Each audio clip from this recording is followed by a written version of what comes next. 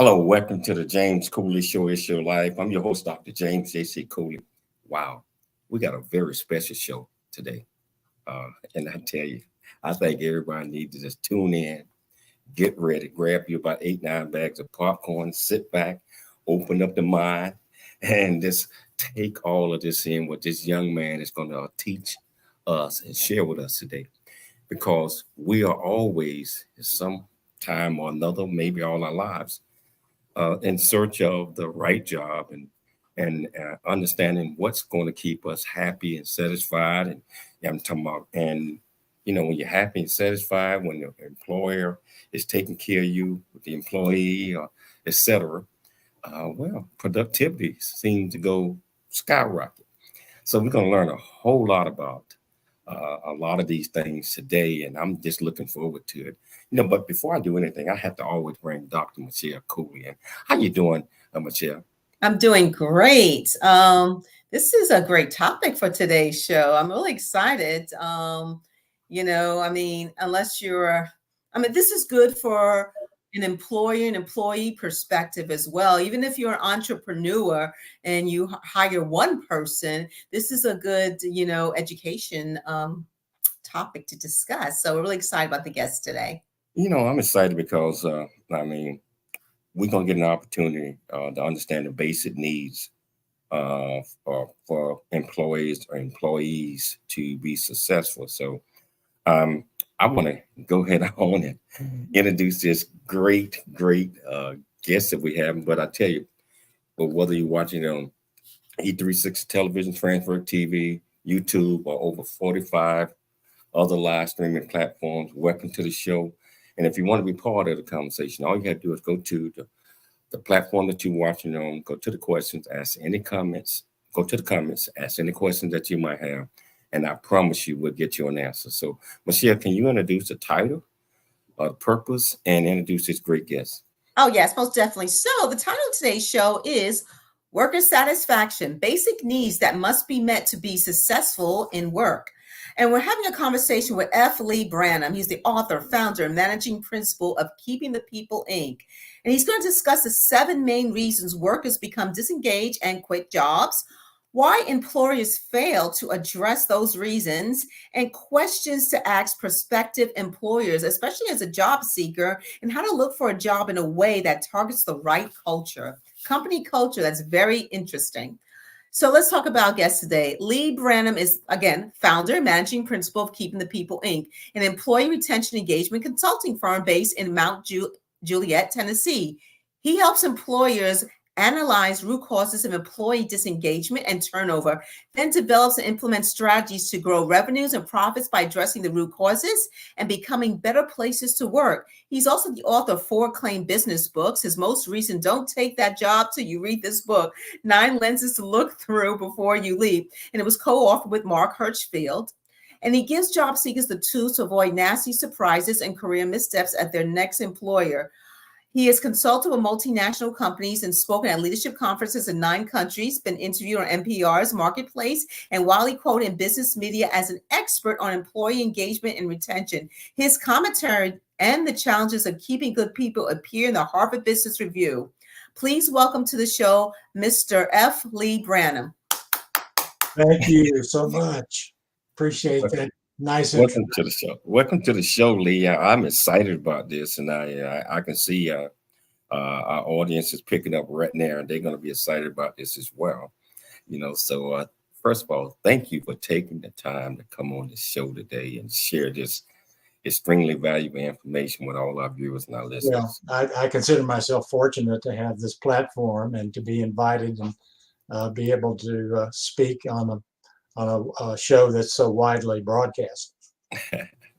So Leigh, can you tell our viewers and our listeners a little bit about you, what inspired you, and what led you to come up with the ideals? And you've been working with this for quite some time to help people understand what it's going to take to be successful and satisfied, and for employees to kind of keep their employees in one place, meaning that growth, but in satisfaction.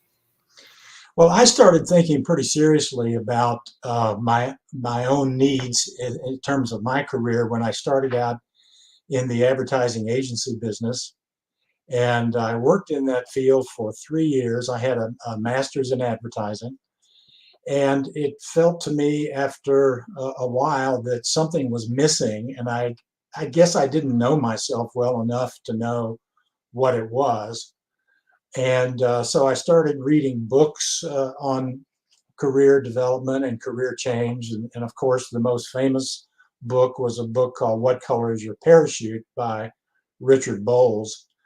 And that sort of became my Bible and my primary guide. And I started looking within myself and analyzing some of my past accomplishments in life, and realized what I needed was a job where I felt there was a more direct connection between what I was doing and helping people personally. And I just didn't feel like, writing ads and having them, selling one type of product one day and another type the next day was motivational to me. So I went back and got a master's in counseling and linked up with Richard Bowles, the author of What Color is Your Parachute, and spent 2 weeks at one of his workshops as on his staff as a volunteer. And that was a major springboard for me, and I became a college career counselor.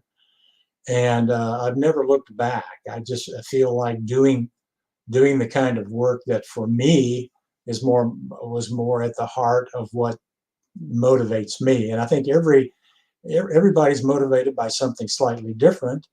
And a lot of us don't know what that is until we're in the workforce and we're in the wrong job or career. But that was the foundation of my interest in this. So I became a job search consultant and a career counselor, and not just in the university environment. I was at Cal Poly Pomona for 4 years, counseling liberal arts students. And then I was recruited to join an outplacement firm and coach executives who had been terminated. And of course, there's a lot of grief that goes with losing your job, and that was a very different sort of a task as a counselor. And I really enjoyed it. I enjoyed teaching people how to look for a job, how to help them go through assessment so that they understood what they needed in their next job. And like I say, everybody was different. And then I saw, after starting to do some presentations to employers and managers on how to retain employees, I saw an article in the Harvard Management Update that said that 80% of managers believe the primary reason employees leave is increased pay. And of course, there's a good reason for that, because if you do exit interviews and you don't necessarily do them in the right way, you ask people a very simple question: why are you leaving? What do they tell you? They tell you for a pay increase, because most people do get a pay increase when they leave for another job. But they don't necessarily tell you what made them start looking in the first place, which often has to do with the manager or something about the culture that drove them out. And so that's why a lot of managers don't necessarily get the kind of feedback about why employees are leaving. So at that point, I found out that there was a consulting firm up in the Bay Area called the Saratoga Institute, that had been doing anonymous post-exit interview. In other words, as a third party, companies would hire them to call the exiting employees and ask them, you can be honest with us because you're not going to burn a bridge if you tell us the truth. And so people did tell the truth about why they were leaving, and Saratoga Institute would report back to the company, here are the reasons you're losing your people. And they would be getting honest feedback that way. Well, it turns out they had 21,000 exit interviews that they had never analyzed.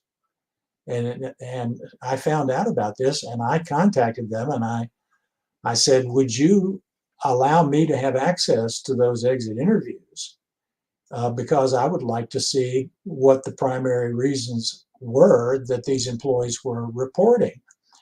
And they said, yes, we will allow you access to those exit interviews, but if you're writing a book about this, you're going to have to put our name on the front cover of your book. And of course, I agreed to do that. They were later acquired by PricewaterhouseCoopers.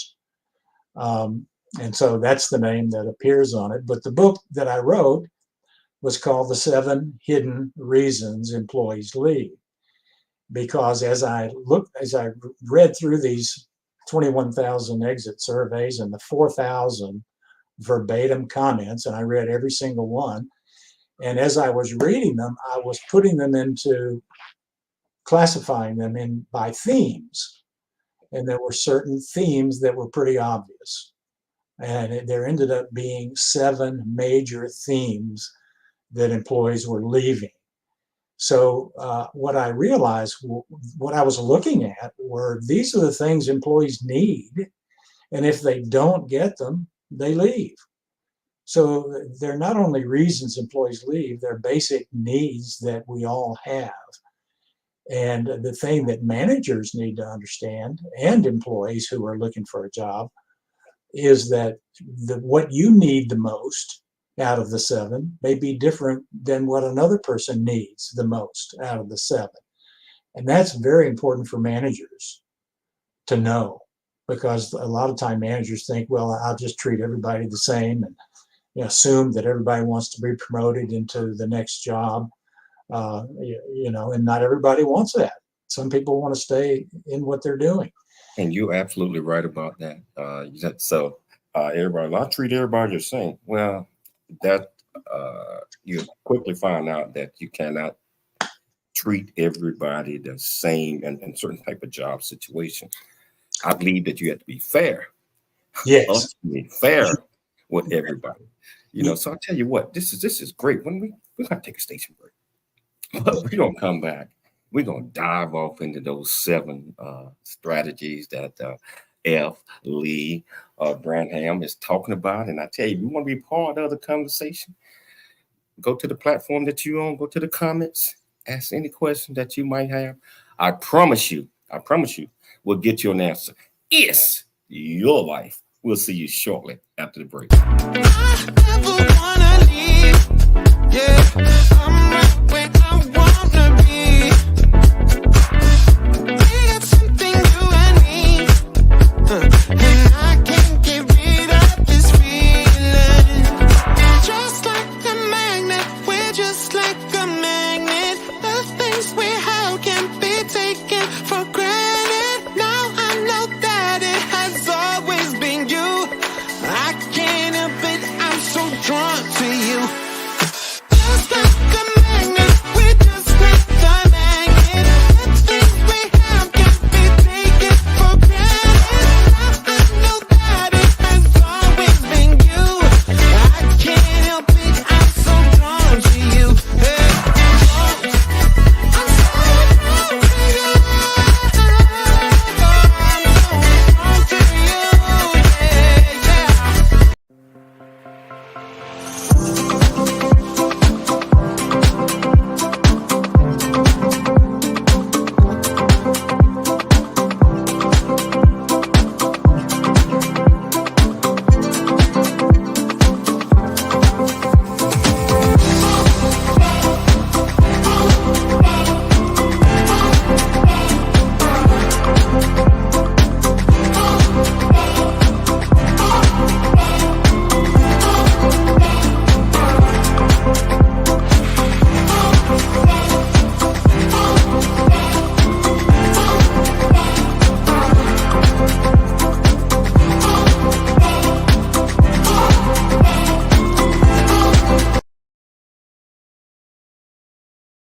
Really get a chance to know who you are. And once you know who you are, you truly know who you are, love who you are. Love who you are. You're a masterpiece. Love who you are. Love who you were born to be. Love me some me. when you leave high school, you gotta know today or tomorrow, hopefully today, what your plans are. Hopefully, there is no bad decision unless there is no plan. Create, collaborate, commit with confidence. Commit with what? Commit with what? In everything that you do.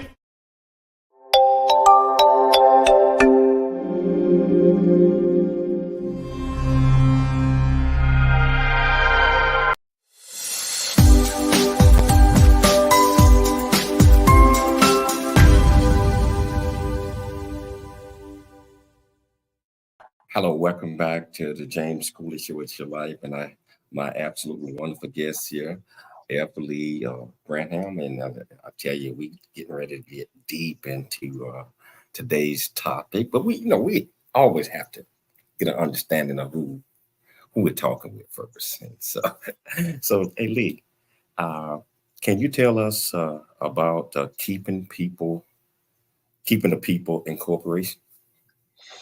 Well, I wrote a book in the year 2000 called Keeping the People Who Keep You in Business. And I thought that it would make sense to call my business Keeping the People, Inc. So that's how I did it. I started, I was working as a consultant for an outplacement consulting firm and doing presentations, and after I wrote the book, I started getting invitations to speak. So it just made sense to call my business, when I left the company, Keeping the People Incorporated. So what I do is I help companies try and figure out why they're losing people, and those companies that want to be great places to work. There are two types of companies that I tend to work with: those that are bleeding people who are leaving in droves, and they're driving them away. And then I work with companies that are already doing a pretty good job and just want to be better. They're aspirational. They want to be great places to work. So I do exit interviewing, third-party exit interviewing. I do workshops for managers. I do one in particular called keeping your people engaged, one person at a time, and teaching people how to do stay interviews or re-engagement interviews with their employees. I worked with a client in a couple of decades ago, an aerospace firm in Southern California. They were losing engineers, left and right, and they hired me to try and find out, and I interviewed a few of them, and they said that their manager never really tried to meet with them to re-engage them or to try and figure out what they needed to be happy in the workplace. And by the time they were submitting their resignations, the managers were saying, "Oh my God, I had good plans for you. I was planning to promote you. I was planning to give you a new assignment, but it was too late." And it was too late because they weren't meeting with their people often enough. They weren't checking in to see how they were doing.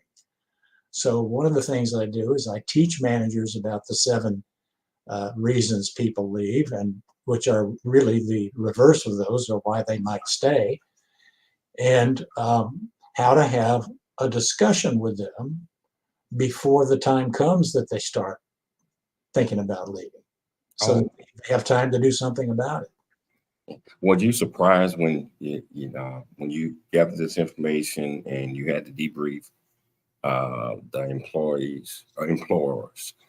Did you see that they were shocked or surprised that they wasn't meeting all of these needs based on your 7 reasons? Yes, I think they were. I mean, there's usually a shock when an employee comes in, and especially a valued employee, somebody that you really consider an important member of the team. Yes, that's a surprise. It feels like you've been fired as a manager when an employee leaves. But yeah, I mean, it's like, what do I do about it? You need to be proactive with your people in understanding what drives each person. And most managers don't do that because, a lot of managers are overworked, for one thing. And the style of management in a lot of companies, I call it Pony Express management. You ride that horse till it drops, and then you get a new horse, So that's unfortunate. But a lot of managers just, that what they feel is important is to drive the employees hard to get results. And that doesn't make the employees feel valued. And, a lot of managers, it's really about the manager's mindset. I talk about 5 managers' mindsets. It's not my job to keep employees engaged. They should already be engaged. Well, that's sort of true. But on the other hand, as a manager, it is your job to keep them engaged. And the Gallup organization reports that 50% of the workforce, based on their surveys, which they've been doing for decades, 50% of the workforce is not engaged. And 16 to 17% are actively disengaged, which means they're spreading nasty rumors about the company. They're trying to undermine the boss. These people are referred to as organizational terrorists. And they need to be identified and confronted, and they need to be terminated. So that's part of the problem too, is we're not taking action on those that are toxic in the workplace. Oh yeah. Hey Leigh, let's talk about those. I'm curious.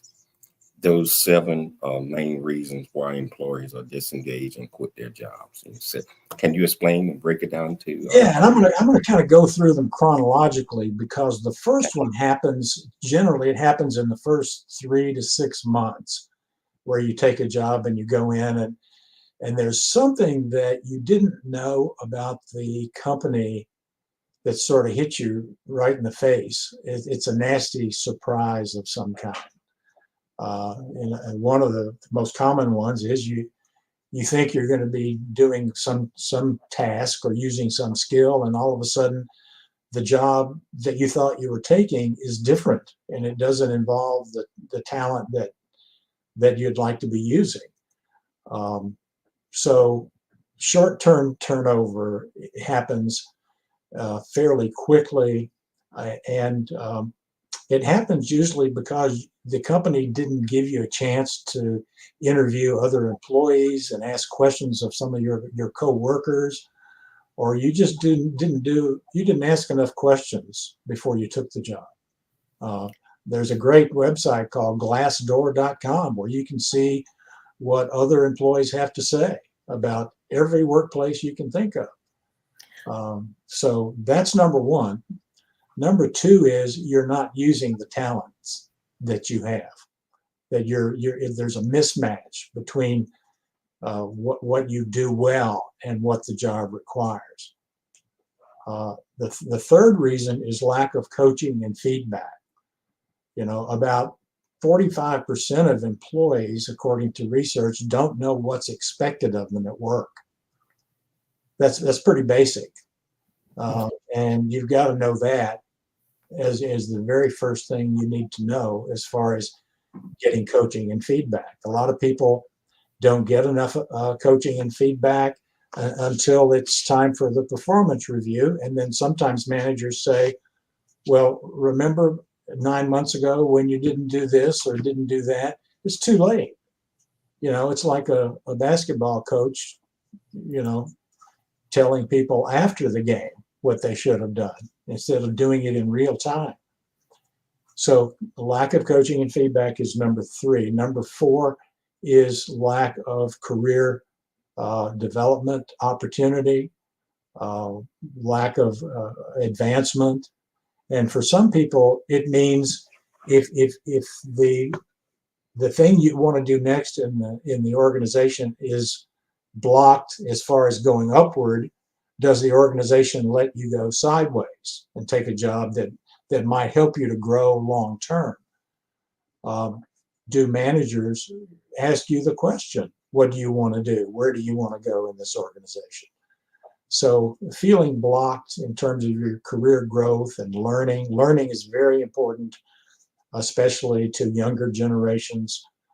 Does the organization do training? Do they subsidize and reimburse training that you might get online or through an outside university? Those kinds of things.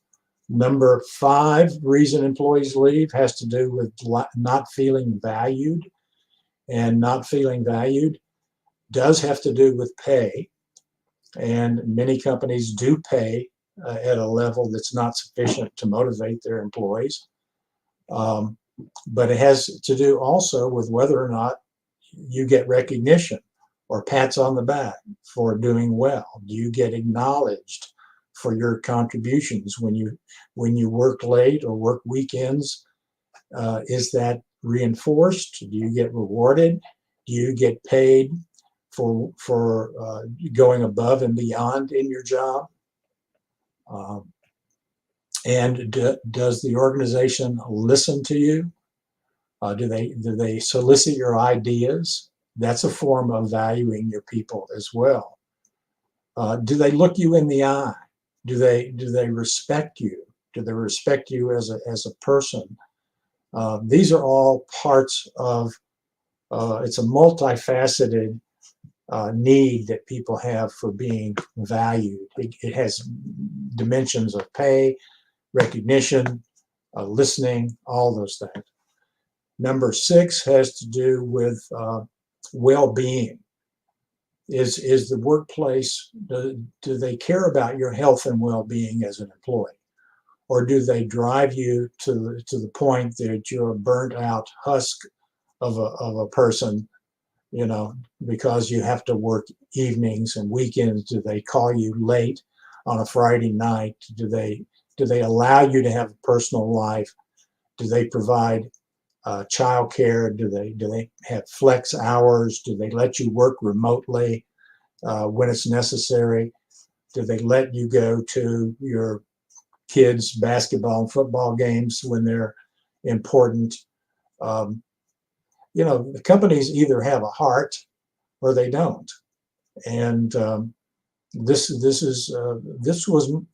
particular need was very important during the pandemic, when childcare needs and women started leaving the workforce to take care of kids who were at home, trying to keep up with their classwork by computer.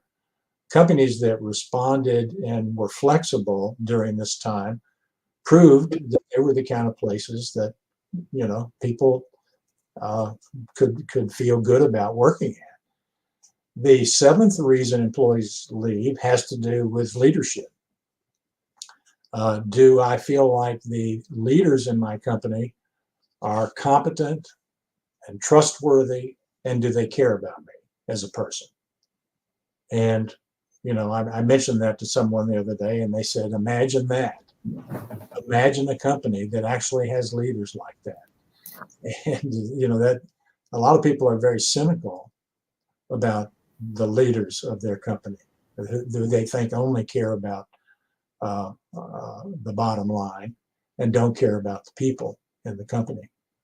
So there are leaders who are great examples of this. The former CEO of Costco, who just retired a few years ago, Jim Sinegal, was what we call a servant leader, and he cared more about giving generous benefits to his people, to the point that the stockholders were complaining that the investors weren't getting a sufficient return.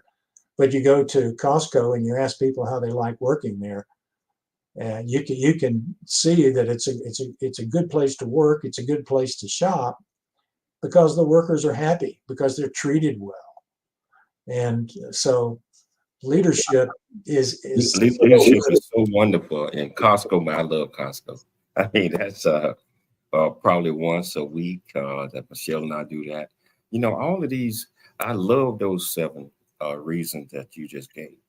And we're going to take a station break, but we're going to come back. We're going to pick it up and we're going to talk a whole lot more. Remember in the beginning, I told you to grab you 7-8 bags of popcorn. You're probably down to about 4 right now, but it's a lot more to go because we're not even halfway through. If you want to be part of this conversation, just go to the platform that you're on, go to the comments, ask any questions that you might have. I promise we'll get you an answer. It's your life. We'll see you shortly after the break.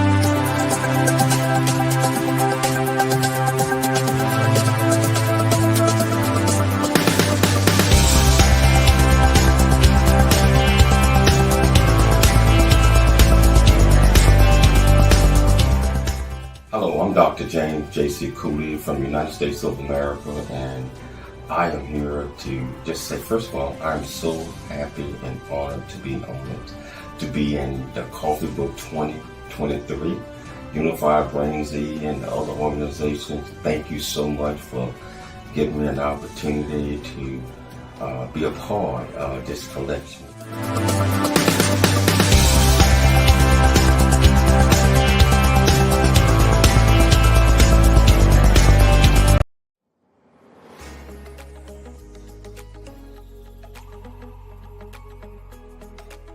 How you doing out there? Hey, I'm Dr. James 𝐔𝐘𝐒, and I will be teaming up with Dr. Michael Mantell. Well, we're going to do a new series beginning November the 1st. It's going to be a 4-part series where we are going to talk about health 360 degrees, where we teach people how to just think of themselves. You get your mindset right and just think fitness. And we want everybody to dream big, think big, and be big. And we want everybody to be in their ultimate fitness, condition, mind, body, and soul. So this show starts November the 1st, 12 p.m. Pacific Standard Time with Dr. Michael Mantell, world-renowned doctor that's doing so many great things, and myself, Dr. James 𝐔𝐘𝐒. So we want everybody to tune in to our show November the 1st, 8th, 15th, 22nd. Who knows? Might be a permanent series. Dream big, think big, and be big.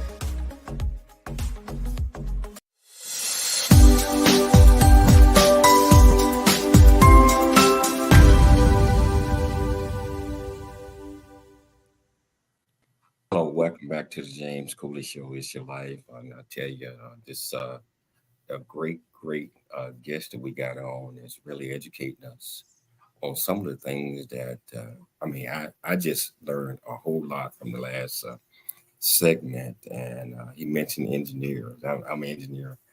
I have been in situations where most of us, based on what you just explained, Leigh, bad managers or managers, maybe not bad, but they just don't understand and they don't a micromanager. They don't communicate with the people, and as an engineer, it's always in great demand. So it's these companies are out there that we are always searching because we want a job where we feel at home, where we are able to give our best, and where we are able to be recognized, where we're able to bring ideas to the table. But that's all jobs. I mean, that people, and not just engineering. I mentioned engineer because I'm an engineer. And so, but those are important. And those 7 reasons that you gave, I mean, I was locked in on those things. And I'm sure Michelle was as well. Oh, most definitely. And I know, Leigh, you discussed those 7, reasons why, but I want to take it from a different perspective. And you mentioned during this conversation about job seekers who maybe have not done enough research on the company. Now, there's some people out there who looking for a job, and some may not be really, picky about what type of job they want, as long as it's a job and it pays well, great benefits. But I know employers are getting educated why their employees leave and the retention rate. But what about the accountability of job seekers and employees about doing due diligence and the research on the firms that they are seeking employment? Can you discuss that? Absolutely. I mean, that's the problem is with job seekers, and many of them who are unemployed, especially if that first offer comes along, they're all too eager to accept it without really thinking about what they're getting into. And that's just human nature, especially if you've been looking for a job for a long time. Yes. And most people don't feel all that comfortable going into an interview with a long list of jobs that they're going to ask the employer. But most people don't ask enough questions of the employer when they're being interviewed. And they don't necessarily talk to their future co-workers, which we strongly recommend as well. But there are a lot of employers that are trying to become better places to work, and they expect questions. And a lot of them are ready to answer those questions because they're proud of their workplace, and they want to be asked those questions. So my co-author, Mark Hirschfeld, called me right after the pandemic started and said, what do you think of the idea of taking the 7 reasons employees leave and flipping the coin and writing a book that is addressed to job seekers and approaching each of these 7 things and telling the job seeker, here are the questions, here are the themes you need to be asking about. So we wrote this book. It's called Don't Take That Job Till You Read This Book, 9 lenses to look through before you leap. And so what we do is we begin the book by having some self-assessment exercises, because it's very important for you to know what you need before you go asking employers to address those needs. And then the second chapter goes through, well, here's the way to look for a job so that you end up with a wide spectrum of choice, so that you increase the likelihood that the right place to work will be among that group. You have to cast a wide enough net in order to increase the chances that the right place for you to work is in that net, So most people don't do that because they don't network in as widely as they should. They don't know how to use LinkedIn to accelerate your job search.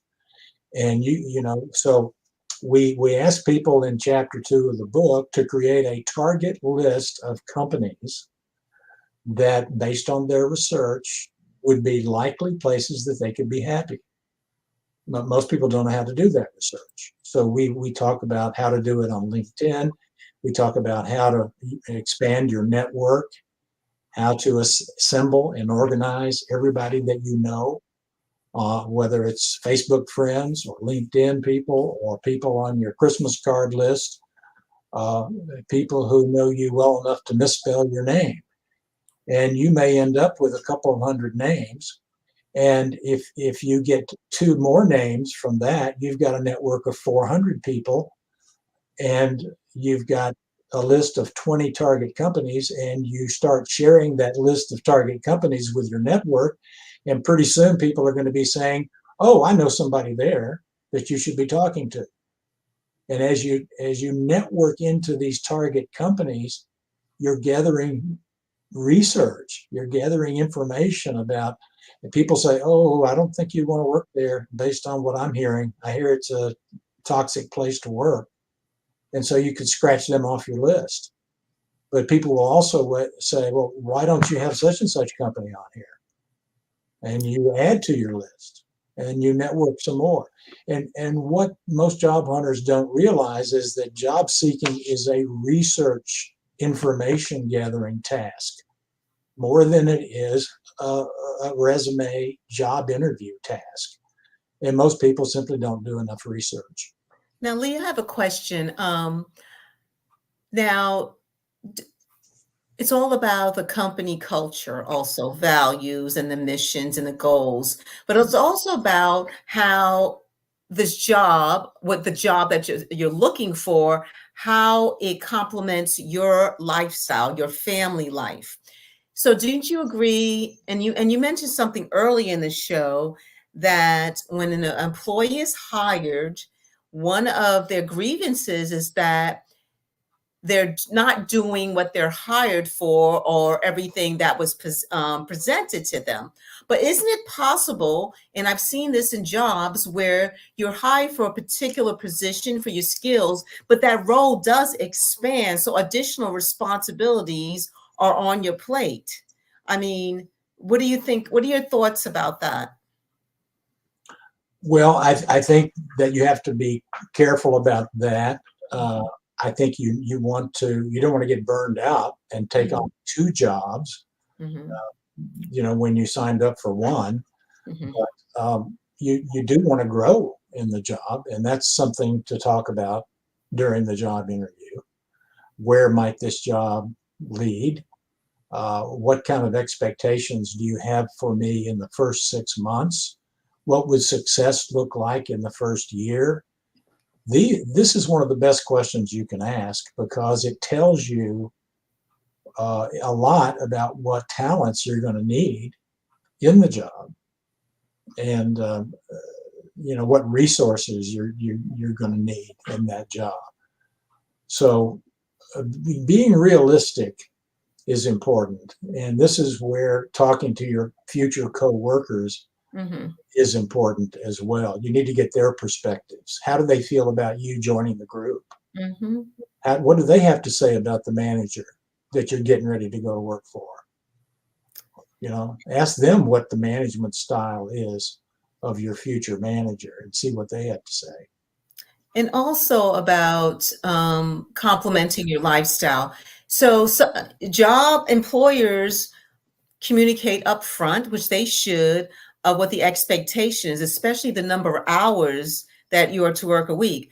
People normally 40 hours a week, but if your manager, the hiring manager, is saying 45 to 50, then you have to realize, okay, this requires some overtime, starting a little early, or maybe some weekend work. So how important for job seekers to ask that question, or to really understand, my manager says 45 or 50, but they just let it go over their head. How important is that? Well, it's very important.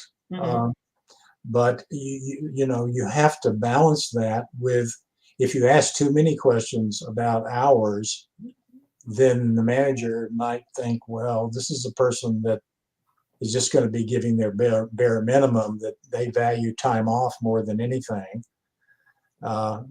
It's one of the interesting things right now is that I saw the statistic, 45% of the workforce would take a 15% pay cut to have remote work. So there is a lot more of that out there right now. I think a lot of it is coming from Generation Z. There's this phenomenon we've heard of called quiet quitting, where Generation Z and a lot of millennials grew up watching their parents burn themselves out. And they said to themselves, well, I want to have a life outside of work. And there's this new thing called bare minimum Mondays. I don't know if you've heard that or not, but Monday, you go in on a Monday and you just kind of give your bare minimum. And bosses, bosses, Yeah, hold that thought. We got to take a station break, but you kind of got me on that bare minimum Monday. That's the first time I ever heard that. But we're going to take a station break, and we're going to come back because this is so intriguing and this is so needed. And Leigh, thank you. Thank you so much. But we're going to take a station break because we're not done. If you want to be part of the conversation, not too late. I see my main man, Chuck Trinoni, got 2 questions for you when we get back from the break after we finish talking about bare minimum Monday. So I tell you, if you want to be part of the conversation, just join in. Ask any question that you might have. It's your life. We'll see you shortly after the break.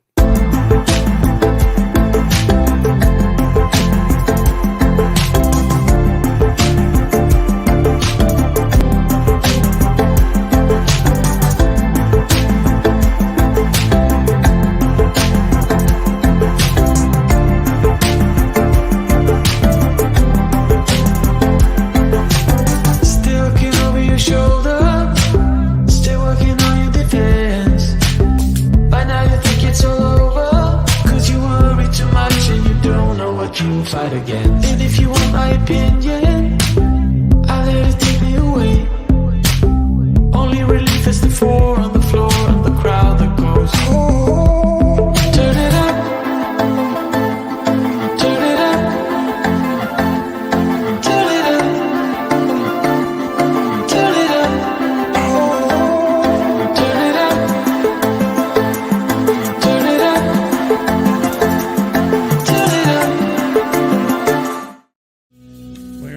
Good news, where's the helping hand?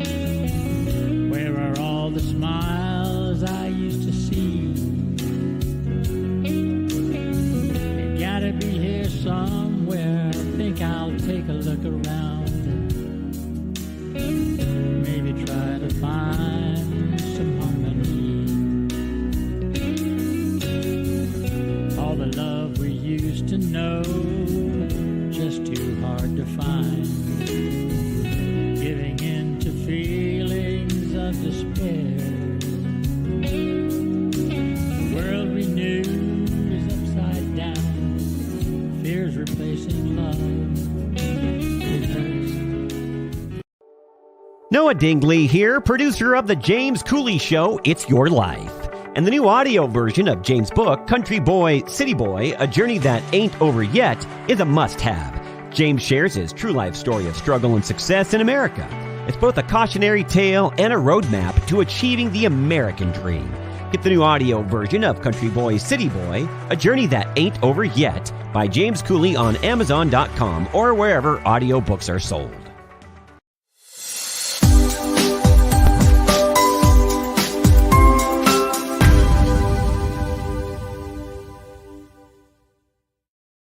Hello, welcome back to the James Cooley Show. It's Your Life. And Leigh is absolutely fantastic. Awesome. All this great information that we're talking about, I mean, it's truly needed, and we just need to understand, especially if you are an employer. I mean, the employees need to understand this as well, but I'm talking about if you're an employer. I think you need to get in touch with this man. Hire his services. Let him come and teach your organization a lot of things that he's talking about today, because I have experienced it and I know he is telling the truth as an employee and as an employer. So, Leigh, you're right on at everything that you done talked about so far today. So man, let's keep up the great work. We got a couple of questions. Chuck Trinoni asks you, and we got another one from him as well. What advice does Leigh offer for people in their 50s and 60s about today's workplace? Well, over my career as a job search coach, I've worked with a lot of people in their 50s and 60s. And what I have told them is very important, is networking is even more important. employers prefer to hire people that have come highly recommended. If you're sending your resume as a 50 and 60-year-old and you're sending it ahead of time, employers have a way of finding out what your age is. They can figure that out. And it could be an obstacle for you getting an interview. I mean, it may be unavoidable to have to send your resume ahead of time, but you don't have to put every single job you've ever had on there. You can leave off some of your early employment. But what you ideally want to do is get referred to the person with the power to hire, because you have networked your way to that person. And your resume is far better left behind after an interview, or especially not just a job interview, but what we call an information and advice interview. I call them AIR meetings: advice, information, and referrals. Those are the three things you ask for when you network. You don't say to someone, I hope you know of a job, or let them think that you expect them to know of a job. You simply say, I'm looking for advice, information, and possibly referrals to someone who can give me more information about this organization. If you do that with enough people, you can get in front of a person without a resume preceding you, and you have a chance to ask them about the problems and headaches that they're facing that your skills may help them with.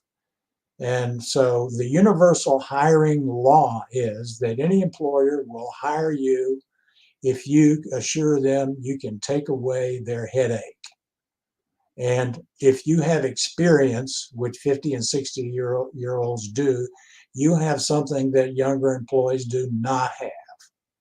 And if you can show them that you're keeping up with technology, you can overcome some of the bias against an older worker who doesn't know much about computers or has a phobia of computers. Then you can get hired. You can there's a place for you. You just have to. I like what you just said about if you can take away that headache. And that is so important, because as an employer, you want to hire people that could take away some of the challenges, some of the things that you might not have. I'm talking about you. I'm talking as the manager, as the owner, as this or that. And so we got 4 minutes left in the show, but there's so many other things I want to talk about, so we have to kind of speed it up a little bit. Now, Chuck just asked another question. What approaches can servant leaders, consultants connect with nonprofit organizations to help them grow their vision, mission, goals, and objectives? Real quickly, can you sum that up in about 1 minute for Chuck? Well, this relates back to what I was talking about. What is the challenge? What is the headache? What is the problem? There are a lot of words you can use to describe it. But let's look at who these nonprofit organizations are. If they are your targets, your job as you network and research is to find out what are their issues, problems, and challenges, so that you can make a proposal to them. What you really, what we need more of in the job market are proposals, not resumes. And wow. You can't make a proposal until you have enough information, until you know for sure you have hit the target with what the needs of this organization are. And then it's just a matter of saying, well, I have the pill that's going to take away your headache, and you put that into a proposal. Wow. Real quickly, diversity, equity, inclusion is talked about in a lot of different things. I think it's needed. It's certain organizations trying to take that out of the picture. What are your thoughts on, is diversity, equity, inclusion important to employee satisfaction? Well, I think a lot of companies are doing diversity and inclusion because they think they're supposed to be doing it, but they're not really committed to doing it, and they haven't convinced all of their managers and executives of the importance of doing it. There needs to be a persuasive set of leaders who can explain to their managers and executives that you're a better workplace if you have diversity of ideas, diversity of thought, diversity of backgrounds, diversity in terms of where people are from geographically. There's so many dimensions to diversity. There's there are people who are disabled, that who are autistic, who have talents that other people don't have, and employers are finding ways to use them productively. My co-author has an autistic son, and he has written a chapter in our book called Dealing with Bias in the Workplace. And smart companies understand that there's a right way and a wrong way to promote diversity and inclusion. And you're absolutely right.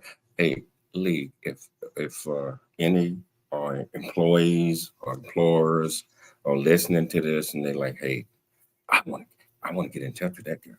I want this guy to come in and help my organization out. How can they get in touch with you? How can they enlist your services? How can they communicate with you? Well, they can go to my website, and they can, which is 𝐇𝐎𝐿𝐒𝐒𝐒𝑖𝑛𝑔.com. They can reach me directly in my email, which is lb@keepingthepeople.com. So I welcome input. I welcome stories that people have about going into workplaces and realizing it wasn't what they were looking for. I collect those kinds of stories because we all have them. We all have. Leigh, I just want to say we out of time right now, but thank you so much. This was so needed, and it was. Thank you for the orchestrate. I mean, I'm telling you, you the man. You the man. So I want to thank you. The man too. I want to thank you for taking the time to come on the show and talk about all these important things. I'd like to thank Michelle Cooley for putting together another tremendous show. I'd like to thank Chuck Trinoni, my great friend, for referring you to the show. Most importantly, I'd like to thank our viewers and our listeners for tuning in to the James Cooley Show. It's Your Life. Always remember to dream big, think big, and be big at everything you do. We'll be back tomorrow. Same time, same place. It's Your Life. We'll see you there.